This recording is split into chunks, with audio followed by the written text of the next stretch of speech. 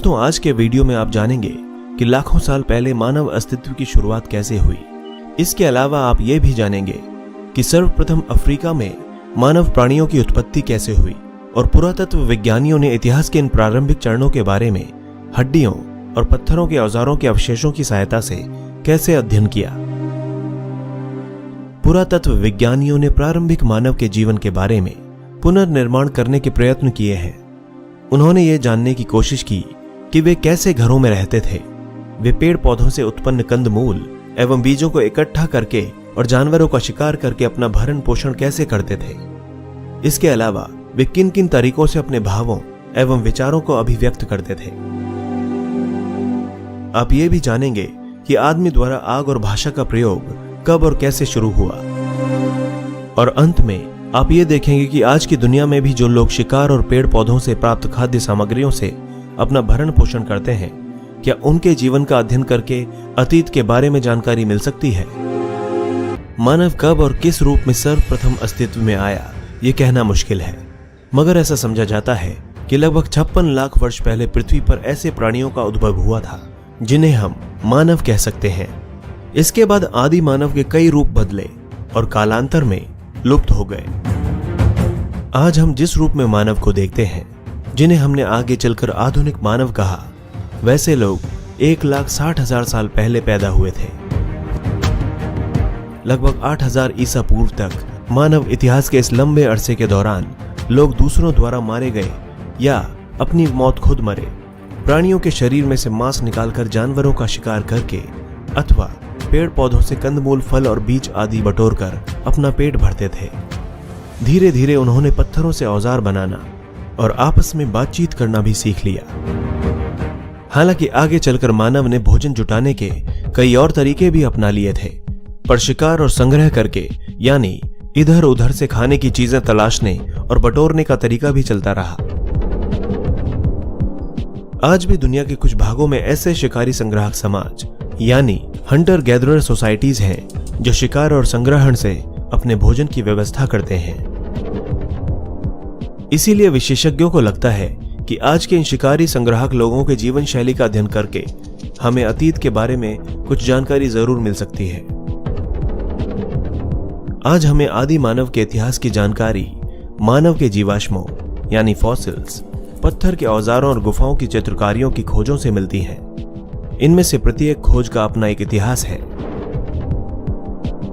अक्सर ही जब ऐसी खोजें सर्वप्रथम की गईं, अधिकांश विद्वानों ने यह मानने से इनकार कर दिया कि ये जीवाश्म प्रारंभिक मानवों के हैं। शुरुआती वैज्ञानिकों को आदि मानव की चित्रकारी करने और पत्थरों के औजार बनाने की योग्यता पर शक था। एक अरसे के बाद ही इन वैज्ञानिकों ने इन जीवाश्मों, औजारों और चित्रकारियों के सच्चे महत्व को स्वीकार किया। मानव का विकास क्रमिक रूप से हुआ, इस बात का साक्ष्य हमें मानव की उन प्रजातियों यानी कि स्पीशीज के जीवाश्मों से मिलता है जो अब लुप्त हो चुकी हैं। उनकी कुछ विशेषताओं या शारीरिक लक्षणों के आधार पर मानव को भिन्न भिन्न प्रजातियों में बांटा गया है। जीवाश्मों की तिथि का निर्धारण प्रत्यक्ष रासायनिक विश्लेषण द्वारा अथवा उन परतों या तलछटों के काल का परोक्ष रूप से निर्धारण करके किया जाता है जिनमें वे दबे हुए पाए जाते हैं। जब एक बार जीवाश्मों की तिथि यानी काल का पता चल जाता है, तब मानव विकास का क्रम निर्धारित करना कठिन नहीं रहता।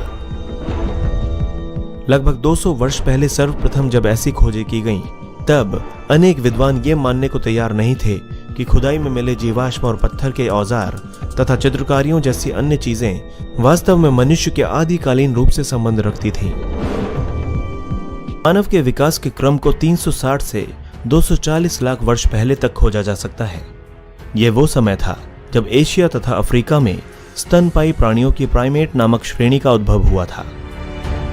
उसके बाद लगभग 240 लाख साल पहले प्राइमेट श्रेणी में एक उपसमूह उत्पन्न हुआ जिसे होमिनॉइड कहा गया। इस उपसमूह में वानर यानी एप्स शामिल थे। और फिर बहुत समय बाद लगभग 56 लाख वर्ष पहले हमें पहले होमिनिड प्राणियों के अस्तित्व का साक्ष्य मिला। होमिनिड वर्ग होमिनॉइड उपसमूह से विकसित हुए। उनमें अनेक समानताएं पाई जाती हैं, लेकिन कुछ बड़े अंतर भी हैं। होमिनॉइड्स का मस्तिष्क होमिनिडों की तुलना में छोटा होता था वे चौपाए थे, यानी 4 पैरों के बल चलते थे, लेकिन उनके शरीर का अगला हिस्सा और अगले दोनों पैर लचकदार होते थे। इसके विपरीत होमिनिड सीधे खड़े होकर पिछले 2 पैरों के बल चलते थे। उनके हाथ विशेष किस्म के होते थे, जिनकी सहायता से वे औजार बना सकते थे और उनका इस्तेमाल भी कर सकते थे। 2 प्रकार के साक्ष्यों से यह पता चलता है कि होमिनिडों का उद्भव अफ्रीका में हुआ था। पहला तो ये कि अफ्रीकी वानरों यानी एप्स का समूह होमिनिडों से बहुत गहराई से जुड़ा है। दूसरा, सबसे प्राचीन होमिनिड जीवाश्म जो ऑस्ट्रेलोपिथेकस वंश के हैं, पूर्वी अफ्रीका में पाए गए हैं और उनका समय लगभग 56 लाख वर्ष पहले का माना जाता है। इसके विपरीत अफ्रीका से बाहर पाए गए जीवाश्म 18 लाख वर्ष से अधिक पुराने नहीं हैं। होमिनिड होमिनिडाई नामक परिवार के सदस्य होते थे। इस परिवार में सभी रूपों के मानव प्राणी शामिल थे। होमिनिड समूह की अनेक विशेषताएं थीं, जैसे मस्तिष्क का बड़ा आकार, पैरों के बल सीधे खड़े होने की क्षमता, 2 पैरों के बल चलना, हाथ की विशेष क्षमता जिससे वे औजार बना सकते थे और उनका इस्तेमाल कर सकते थे। होमिनिडों को आगे कई शाखाओं में विभाजित किया जा सकता है। इन शाखाओं को जीनस कहते हैं। इन शाखाओं में ऑस्ट्रेलोपिथेक और होमो अधिक महत्वपूर्ण है।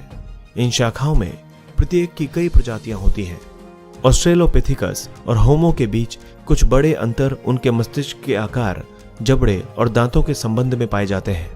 ऑस्ट्रेलोपिथेकस के मस्तिष्क का आकार होमो की अपेक्षा बड़ा होता है। जबड़े अधिक भारी होते हैं और दांत भी ज्यादा बड़े होते हैं। दरअसल इन प्रजातियों को वैज्ञानिकों द्वारा जो नाम दिए गए हैं वे सभी लैटिन और यूनानी भाषाओं के शब्दों से ही बने हैं। उदाहरण के लिए ऑस्ट्रेलोपिथेकस नाम लैटिन भाषा के शब्द ऑस्ट्रल यानी दक्षिणी और यूनानी भाषा के शब्द पिथिकस यानी वानर से मिलकर बना है। यह नाम इसलिए दिया गया क्योंकि मानव के आद्य रूप में उसकी एप यानी वानर अवस्था के अनेक लक्षण बरकरार रहे, जैसे होमो की तुलना में मस्तिष्क का अपेक्षाकृत छोटा होना, पिछले दांत बड़े होना और हाथों की दक्षता का सीमित होना। उसमें सीधे खड़े होकर चलने की क्षमता भी अधिक नहीं थी, क्योंकि वो अभी भी अपना बहुत सा समय पेड़ों पर ही गुजारता था। इसलिए उसमें पेड़ों पर जीवन जीने के लिए आवश्यक अनेक विशेषताएं अब भी मौजूद थीं।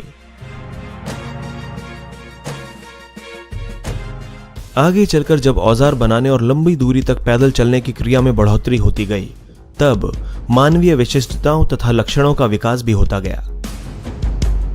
आदिकालीन मानवों के अवशेषों को भिन्न भिन्न प्रजातियों में वर्गीकृत किया गया।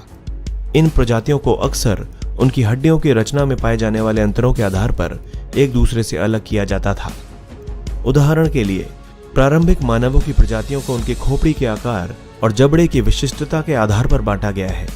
ये विशेषताएं पॉजिटिव फीडबैक मैकेनिज्म यानी वांछित परिणाम प्राप्त होने से ही विकसित हुई होंगी। उदाहरण के लिए 2 पैरों पर खड़े होकर चलने की क्षमता के कारण हाथ बच्चों या चीजों को उठाकर ले जाने के लिए मुक्त हो गए, और ज्यों-ज्यों हाथों का इस्तेमाल बढ़ता गया, त्यों-त्यों 2 पैरों पर खड़े होकर चलने की कुशलता भी बढ़ती गई। इससे विभिन्न प्रकार के काम करने के लिए हाथ स्वतंत्र हो जाने का लाभ तो मिला ही, साथ ही पैरों की बजाय 2 पैरों पर चलने की शारीरिक ऊर्जा की खपत भी कम होने लगी। लेकिन दौड़ते समय यह लाभ उल्टा हो गया। लेतोली तंजानिया में मिले होमिनिड के पदचिन्हों के जीवाश्मों और हादार इथियोपिया से प्राप्त हड्डियों के जीवाश्मों से यह पता चलता है कि तत्कालीन मानव 2 पैरों पर चलने लगे थे।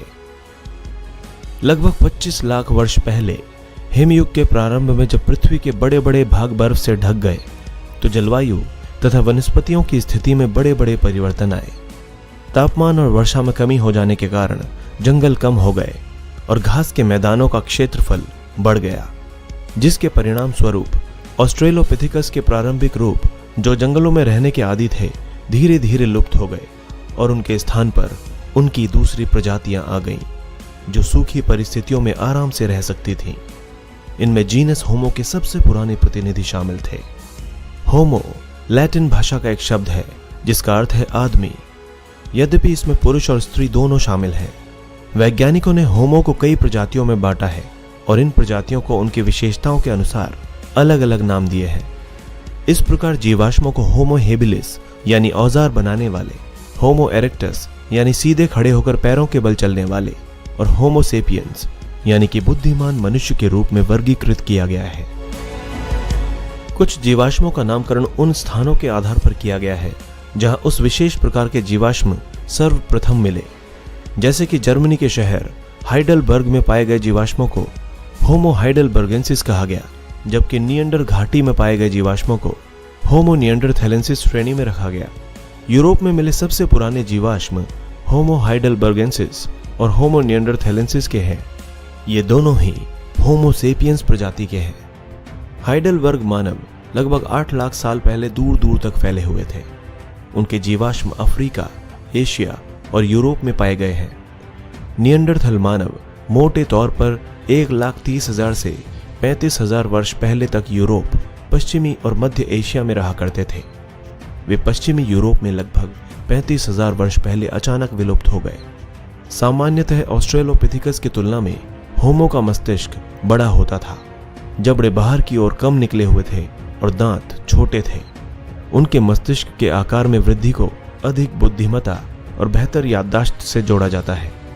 जबड़ों तथा दांतों में हुआ परिवर्तन संभवतः उनके खानपान में हुई भिन्नता से संबंधित था। दोस्तों, आज के इस वीडियो में हमने जाना मानव के क्रमिक विकास और आधुनिक मानव के पूर्वजों के बारे में।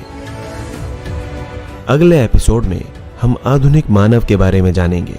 साथ ही हम ये भी जानेंगे कि वे भोजन प्राप्त करने के लिए कौन से तरीके अपनाते थे, उनके पास रहन सहन के क्या साधन थे और सबसे महत्वपूर्ण, उन्होंने किस तरह औजारों का निर्माण किया। मिलते हैं अगले एपिसोड में।